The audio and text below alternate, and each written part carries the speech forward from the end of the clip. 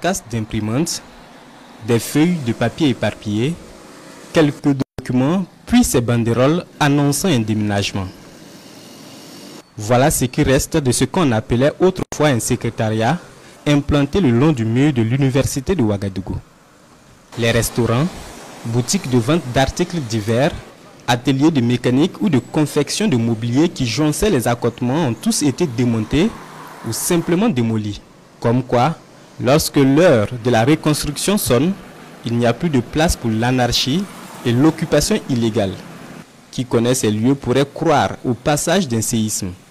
Mais rassurez-vous, il s'agit plutôt du passage de Fasso Mebo, le bras opérationnel de l'embellissement des villes et de la révolution progressiste populaire. Ils nous ont dit cela un mois avant.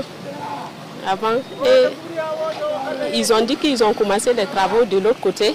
Et quand ils vont avancer, ils vont nous prévenir.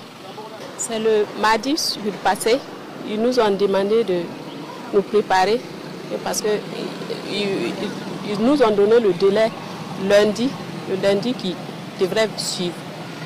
Et en tout cas, chacun avait fait de son mieux pour dégager.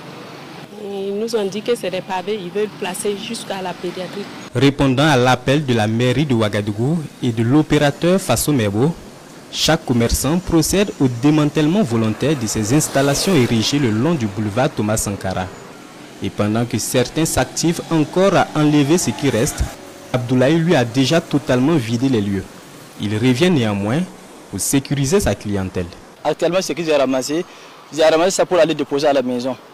Bon, voilà pourquoi je viens ici, mais arrêter. Bon, peut-être que les anciens clients, là, quand vous appelez, moi je pars aller voir les travaux avant de faire quoi. La nécessité derrière ces travaux de démantèlement donnait un nouveau visage à ce boulevard qui porte le nom du père de la révolution d'août 1983. À la place des boutiques et des étals, des pavés, des banquettes publiques, des fleurs et de la verdure viendront orner les abords du boulevard Thomas Sankara. Ce qu'ils veulent faire, c'est très joli, ça va arranger le pays. Comme c'est l'avenue Thomas Sankara, en tout cas, si ils ont pu faire ça, en tout cas c'est bien, ça sera joli. Et quand on va appeler le nom aussi Thomas Sankara, quand on voit que vraiment ils ont essayé de faire arranger le coin aussi. Et quand les étrangers vont venir, en tout cas, ils vont voir aussi que le président a fait de son mieux pour arranger le pays, quoi. C'est un symbole. Et en tant que symbole de Thomas Sankara, le boulevard doit briller de 1000 feux. Voilà. Nous pensons que ce pays doit briller de 1000 feux, comme ce boulevard. En tout cas, nous, on a arrêté vers les NAM. En tout cas, pour arranger le pays, vraiment c'est propre. En tout cas, nous aussi, on est contents.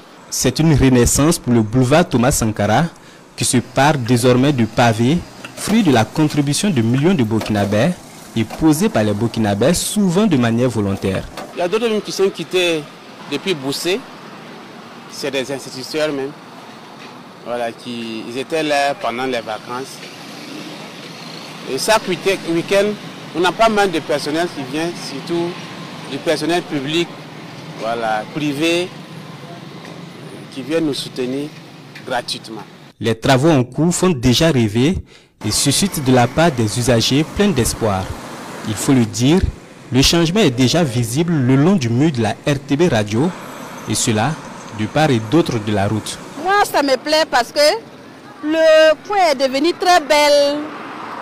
Mais je sais que quand ils vont finir d'arranger, ils vont pouvoir faire beaucoup de choses pour arranger le pays. Les choses sont en train de se dessiner, une autre vision de la ville de Ouagadougou. Déjà c'est très beau, c'est très joli. Voilà, ils ont mis les pavés, accompagnés des gazons, des fleurs, tout ça c'est très bien. Peu à peu, Ouagadougou se transforme sous le leadership et la vision du président du Faso, le capitaine Ibrahim Traoré. Sous la houlette du chef de l'État, l'initiative présidentielle Fasso Mebo redessine le visage de la capitale burkinabé.